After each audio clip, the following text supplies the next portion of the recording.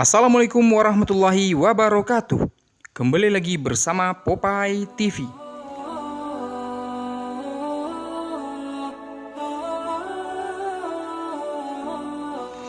Tidak ada keraguan pada Al-Quran. Allah turunkan sebagai penunjuk jalan yang lurus. Al-Quran yang di dalamnya merupakan kalamullah mengandung banyak informasi dan kebenaran yang Allah sampaikan.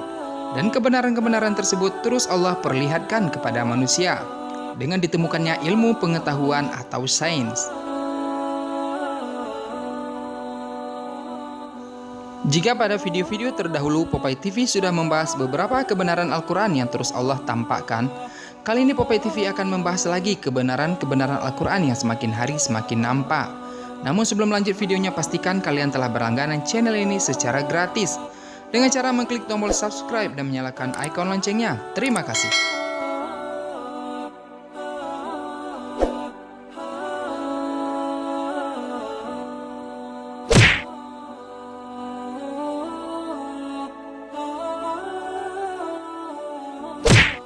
Surat Fatir ayat 13.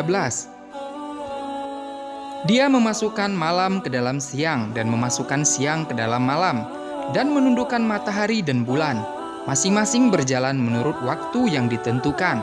Yang berbuat demikian itu Allah Tuhanmu, kepunyaannya lah kerajaan, dan orang-orang yang kamu seru atau sembah selain Allah tiada mempunyai apa-apa walaupun setipis kulit ari. Salah satu ayat Al-Quran yang mengatakan Allah memasukkan malam ke siang dan sebaliknya. Sebagian ahli tafsir mengartikan bahwa Allah menggilirkan antara siang dan malam. Sebuah fenomena di Laut Alaska memperlihatkan betapa indahnya apa yang Allah sampaikan dalam ayat tersebut. Lihatlah, di salah satu sisi Laut Alaska terlihat masih dalam keadaan malam, sementara satu sisinya sudah memasuki siang dan sudah mulai terlihat cahaya fajar. Masya Allah.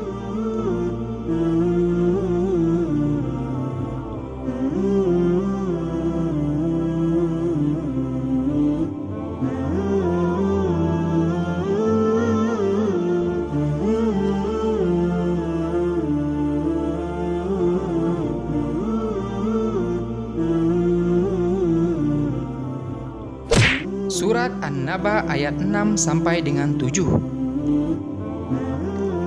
Bukankah kami telah menjadikan bumi itu sebagai hamparan dan gunung-gunung sebagai pasak?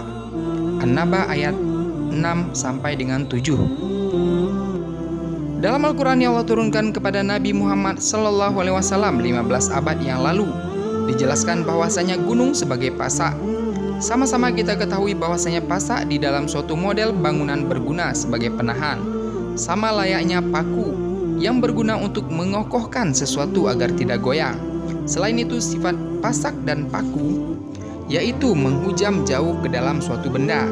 Kemudian lihatlah gambar penampang melintang bumi yang ada di dalam buku Anatomy of Earth, buku yang baru ada di abad 19. Terlihat bagaimana akar dari gunung jauh menghujam ke dalam bumi. Anatomi bumi ini didapat bukan hanya terkaan saja, namun para ilmuwan mendapatkan dari hasil studi dan penelitian. Dengan perpanjangan yang menghujam jauh ke dalam maupun ke atas permukaan bumi, gunung-gunung menggenggam lempengan-lempengan kerak bumi yang berbeda, layaknya pasak. Kerak bumi terdiri atas lempengan-lempengan yang senantiasa dalam keadaan bergerak. Fungsi pasak dari gunung ini mencegah guncangan dengan cara memancangkan kerak bumi yang memiliki struktur sangat mudah bergerak. Seperti itulah ilmu pengetahuan membenarkan ayat-ayat Allah. Masya Allah.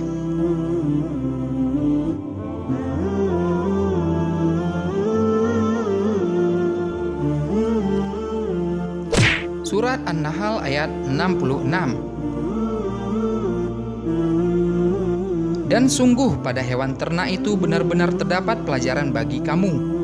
Kami memberimu minum dari apa yang ada di dalam perutnya, yaitu berupa susu murni di antara kotoran dan darah, yang mudah ditelan bagi orang yang meminumnya. Surat An-Nahl ayat 66. Ayat tersebut menunjukkan kemukjizatan Al-Quran terkait pembentukan susu di dalam perut sapi, yakni di antara kotoran dan darah. Kotoran yang dimaksud adalah kandungan yang ada di dalam lambung rumen hewan pemamah biak. Adapun darah adalah aliran darah yang mengalir deras melewati ambing susu, yang menyaring dan menghasilkan air susu murni yang tidak tercampur dengan kotoran yang berasal dari rumen dan darah. Ungkapan di antara dalam ayat Al-Quran ini merujuk pada tempat terjadinya aktivitas penyaringan dan pemurnian untuk memproduksi susu. Sesungguhnya kotoran hewan terletak di dalam usus, sedangkan darah terdapat dalam semua organ tubuh hewan. Ini artinya air susu berada di antara kotoran dan darah. Namun kotoran tidak bercampur dengan air susu, sedangkan darah tidak melampaui pembuluh darah sehingga tidak bercampur dengan susu. Aktivitas penyaringan susu dimulai dari dalam rumen hewan pemamah biak. Mulanya bahan makanan yang masih berbentuk kasar diubah menjadi sari-sari makanan. Kemudian sari-sari makanan mengalir melalui pembuluh-pembuluh darah menuju kelenjar susu di dalam ambing. Selanjutnya proses penyaringan dan pemurnian susu itu berlangsung di antara materi-materi yang ada di dalam darah. Proses ini kemudian menghasilkan air susu yang tidak bercampur dengan kotoran, sisa pencernaan, dan darah. Kemudian air susu itu mengalir dan berkumpul di dalam ambing dan menjadi susu murni yang siap untuk diminum. Para ilmuwan berhasil menemukan bahwa di dalam tubuh sapi terdapat kelenjar susu. Kelenjar susu ini terdiri dari lobus-lobus dan setiap lobus terdiri dari lobulus-lobulus. Sementara itu lobulus terdiri dari bilik-bilik kecil yang dikelilingi oleh sel-sel. Sel-sel tersebut mengelilingi filamen darah. Kelenjar susu ini kemudian mengeluarkan air susu yang ada di dalam bilik-bilik kecil di dalam lobulus dan mengalirkannya ke puting susu.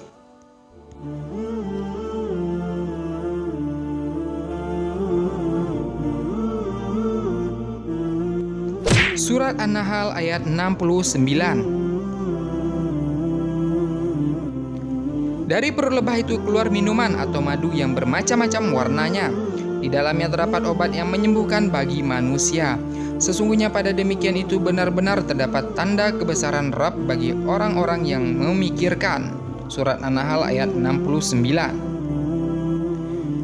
Di dalam ayat Al-Quran tersebut Allah katakan bahwasanya madu adalah obat yang menyembuhkan bagi manusia. Pernyataan Allah yang tidak lagi diragukan oleh orang-orang beriman.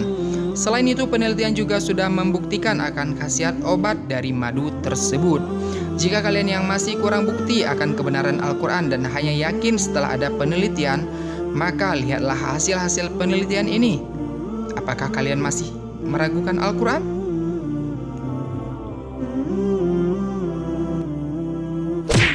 Surat Ar-Rum ayat 2 sampai dengan 3. Bangsa Romawi telah dikalahkan di negeri yang terdekat atau terendah, dan mereka setelah kekalahannya itu akan menang. Surat Ar-Rum ayat 2 sampai dengan 3. Peperangan antara kekaisaran Bizantium dan Persia ketika Bizantium atau Romawi dikalahkan dan kehilangan Yerusalem benar-benar terjadi di titik paling rendah di bumi. Wilayah yang dimaksud ini adalah cekungan Laut Mati yang terletak di titik pertemuan wilayah yang dimiliki oleh Syria, Palestina, dan Jordania. Laut Mati terletak 400 meter di bawah permukaan laut, adalah daerah paling rendah di bumi. Peperangan bangsa Romawi yang dibahas di dalam Al-Quran ini terjadi sekitar abad ke-7, di mana teknologi dan ilmu pengetahuan saat itu sangat terbelakang. Mereka belum tahu apa itu GPS, Google Map, dan sebagainya. Namun peristiwa tersebut Allah abadikan di dalam Al-Quran yang turun 15 abad yang lalu. Dan Al-Quran banyak dituding para pembenci Islam adalah sebagai kitab karangan Nabi Muhammad. Na'udzubillah. Namun Allah akan terus membuktikan kepada seluruh umat manusia bahwasanya Al-Quran adalah kebenaran yang nyata. Fakta menarik telah ditemukan baru-baru ini. Dengan bantuan gambar satelit adalah daerah sekitar Laut Mati terletak di Great Rift Valley. Memiliki ketinggian terendah di bumi, bahkan titik terendah di bumi adalah garis pantai Laut Mati dengan ketinggian sekitar 400 meter di bawah permukaan laut. Oleh karena itu menjadi jelas bahwa wilayah Rift Valley di sekitar Laut Mati adalah apa yang dimaksud di dalam Al-Quran dengan istilah tanah terendah. Ini adalah keajaiban dari Al-Quran karena tidak ada yang bisa mengetahui dan meramalkan fakta tersebut di abad ke-7 karena satelit dan teknologi modern tidak tersedia pada saat itu. Sekali lagi, satu-satunya penjelasan yang mungkin adalah bahwa Nabi Muhammad SAW telah benar-benar menerima wahyu dari Allah, Sang Pencipta alam semesta. Masya Allah. Jika kalian masih penasaran dan masih meyakini Mbah Google adalah segalanya, silakan kalian ketik di halaman pencarian The Lowest Land on the Earth. Maka si Mbah Google akan menuntun kalian ke wilayah sekitar Laut Mati tersebut. Masya Allah, begitulah kita harusnya sangat bangga menjadi umat Islam, di mana Al-Quran adalah kitab kita, kitab benar yang Allah turunkan. Namun sebagai muslim kita tidak saja cukup memiliki Al-Quran saja, kita harus membaca dan mentadabburinya. Demikianlah info singkat dari Popeye TV. Mudah-mudahan video ini semakin menambah keimanan kita akan Al-Quran dan Islam. Amin, Allahumma amin. Silahkan like dan share sebanyak-banyaknya jika info ini menambah wawasan keislaman kalian. Terima kasih sudah menonton video ini sampai habis.